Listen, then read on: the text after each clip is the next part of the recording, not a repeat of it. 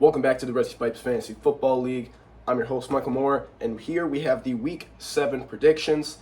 And first up on our list, we have Sierra's Cuck, owned by Russell Amadan, going up against Matt Schultz. Russ is 2-4, coming off a nice upset win over Reed last week. And he started the week off strong at Thursday Night Football, getting a nice 29-point performance from Alvin Kamara, who has just been dominant since he came back. I mean, I think he's getting like 10, 12 receptions almost every game, it feels like, just putting up those PPR points. Russ still has a good wide receiver duo in Jalen Waddle and Amon-Ra St. Brown. He did trade away Tony Pollard, so as he is selling off this year, but with that nice start from Kamara, he has a chance for another upset win over Schultz this week. For Schultz, though, he had another good outing from Travis Etienne as well, so both teams had great running back performances on Thursday Night Football. He also had a little bit of a low performance from Chris Olave, only 12.5 points, but with this team, especially with the trades that he's made, especially for guys like Jonathan Taylor to help fill in those spots for guys on bye, Schultz looks to put up another great performance this week, probably secured the dub. X factors for this week, though, I have Jonathan Taylor for Schultz, as he's going up against the tough Cleveland defense, number one in the league right now for almost both pass and run. It's just a very all-around stout defense on that side of the ball, so we'll see how Jonathan Taylor can perform. For Schultz, though, I do have Jalen Waddle going against Philadelphia. Their pass defense has been a little rough this year, but they've had good games, they've had bad games. Miami, all around, they love to spread the ball around. They have a bunch of playmakers. We'll see how Waddle can perform this week. All in all, though, I predict the final score would be Schultz securing the win, improving to 5-2 on the year with a score of 137-122. Next up on this, we have Live Laugh Facebook, owned by Carson, going against his father, Drone Tree Trimmer, and Jay. Jay got the win last week. He's sitting in 8th place in the league still, 2-4, but can still secure that playoff win as everyone around him and below him is selling off. Made the trade this past week for Lamar Jackson, signing away his first rounder. So that helps secure a more solidified QB in that position instead of banking on Justin Fields or Jordan Love to have those big weeks. He's still rocking with the double Green Bay Packers receiver core and Romeo Doubs and Christian Watson, so we'll see how they do against a lowly Denver defense this week. They do have the best matchup in the NFL for those in both receivers.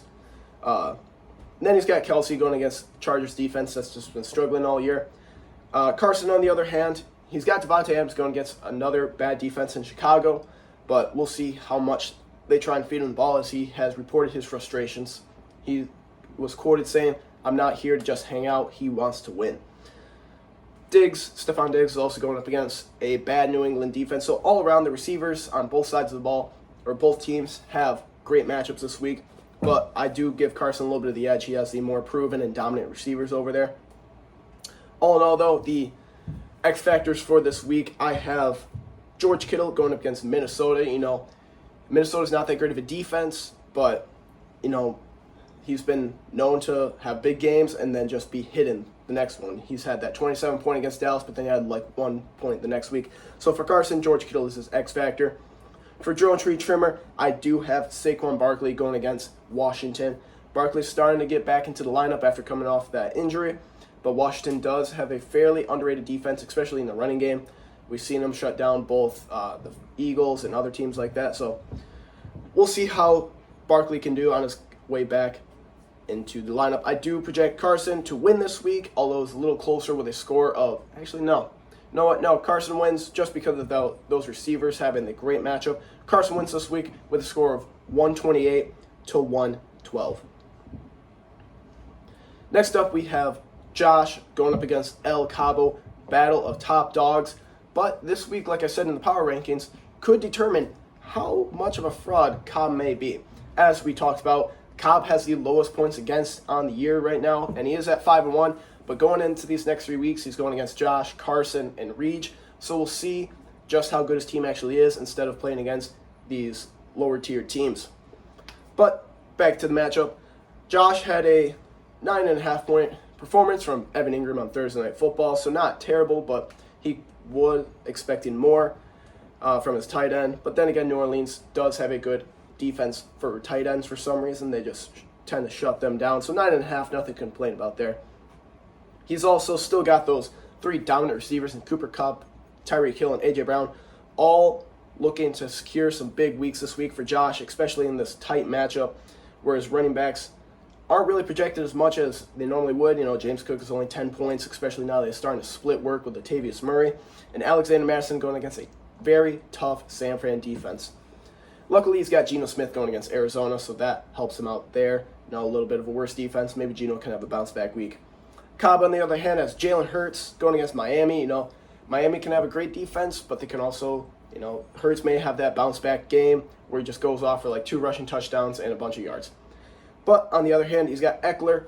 He had a rough week last week against Dallas, but I expect him to come back now that he's fully back and healthy. I'm pretty sure that was just a rile-up game to get him going again. He'll have a big week this week, I project, against Kansas City. But all in all, I'm not too confident in Cobb this week. For our X Factors this week, though, I do have Michael Pittman going against Cleveland. Like I said before, with Jonathan Taylor, Cleveland's got a very tough defense, so we'll see how Pittman can perform, especially with Gardner Minshew as his QB. For Josh, on the other hand, I do have Alexander Mattison.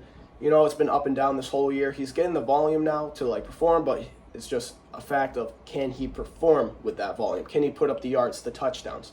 So we'll see there. All in all, I project Josh to win this week with a score of 131 to 123. Next up in the predictions, we have Baby Back Gibbs, owned by Smiley, going up against Parlay Melee, owned by Reach.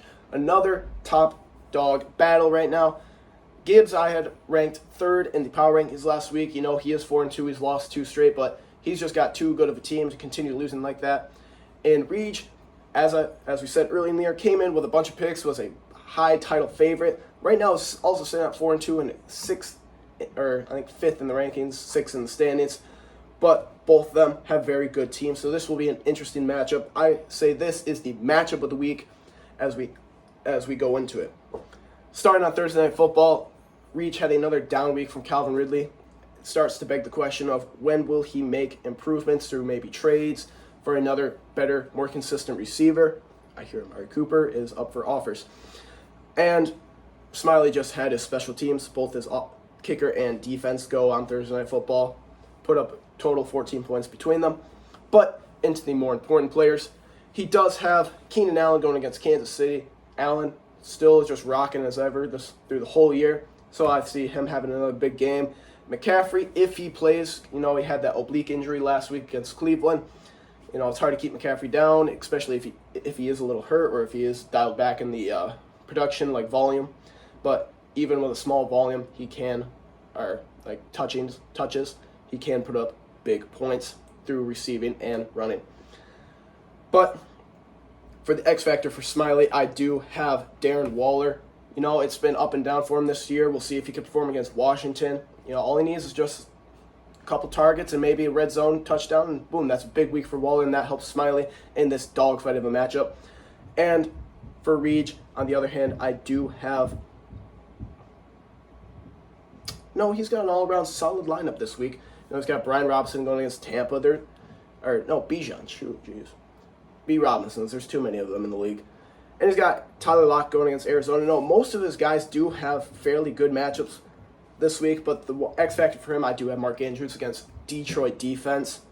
All around, Detroit is an underrated defense. People are questioning how well they would do, especially since they didn't seem to make a lot of big draft selections to improve in the draft, but both Jack Campbell and Brian Branch have shown that they can improve this defense more than people predicted, especially with free agent signings like Cameron Sutton.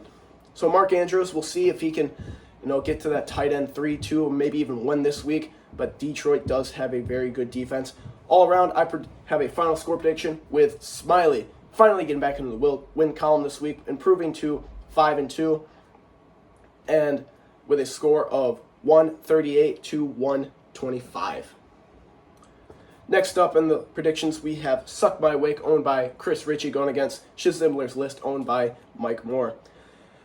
Ritchie is 3-3 on the year, and is looking to secure a nice win to help him improve that record standing, possibly for a better seeding at the end of the year for playoffs. He did have a big Thursday night performance from Christian Kirk, putting up a nice 20 bomb for him, along with only 4 points from his defense. But against Mike, you don't need much. You just need points. In the rest of the week, on Sunday and Monday night, we have Kirk Cousins going against a tough San Fran defense, and that will decide probably how well his quarterback will do and if he needs to make improvements, especially with Justin Jefferson now hurt. Kirk can't lean on Jay Jettas to put up points.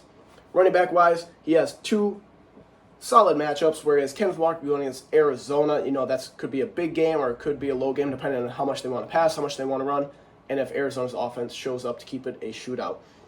Rachaad White goes against a kind of here and there Atlanta defense. Rachaad White could put up some good PPR points, as he has never really been that high volume ground and pound runner. He's more of that receiving work, kind of like an Eckler, but not as good. All in all, for Richie, my X factor for this week will actually be his flex in Josh Downs, another Colt playing against that tough Cleveland defense. I don't need to explain more that I already have with the other 2 Colts players. Mike right now has a wide receiver slot empty after that Jacoby Myers trade, so hopefully he can, put that receiver in there before the Sunday deadline, as he doesn't want to be accused of tanking. But other than that, he doesn't have that great of a lineup. He does have a fan favorite, Jaleel McLaughlin, going against Green Bay. We'll see if he can, break off those long runs or the screenplays, put up some nice points for Mike. But all in all, he doesn't have that great of a team to possibly secure a upset win like some other teams did last week. X factor for this week, though, I do have Jordan Love as QB going against Denver's defense. He has a chance to put up big points, but we'll see how much he does there. All in all, though, Richie secures that nice, easy win with a score of 110-80. Final matchup of the week, we have battle of almost another toilet bowl, basically. We have Not So Dangerous, owned by Michael, going against Juicy Bear, owned by UD. Neither teams are projected over 100 points this week, so this could get interesting, folks. Right now, Michael has Russell Wilson going against Green Bay. We'll see how well Mr. Unlimited does this week. He also has Puka Nacua going against Pittsburgh and Amari Cooper going against Indianapolis. Neither of those defenses are really great against a receiver, so we could see big weeks out of both of those guys. Roger Stevenson going against a tough Buffalo defense. We'll see how much he can improve on last week's performance, where he finally got above that double-digit marker for the first time since week 2. And after his running back trades, and he has A.J. Dillon in the starting lineup going against Denver. Who knows, maybe he can squeak out that 1-yard rush touchdown at the goal line against that bad rushing defense. UD, on the other hand, trading Jalen Hurts. Now it's Baker Mayfield in the starting lineup. Aaron Jones still there, trying to probably perform well against Denver, draw some trade interest in for UD to secure some more picks. But X factor for UD, I do have Sam Laporta going against a Baltimore. We'll see how much Laporta, he's kind of been down a little past couple weeks, but as Detroit fans like to say, he is the second coming of TJ Hawkinson, I guess, except they actually know how to use him this time. So I have Sam Laporta as the X factor for Juicy Bear, and for Michael, I have George Pickens in the flex going against the Rams.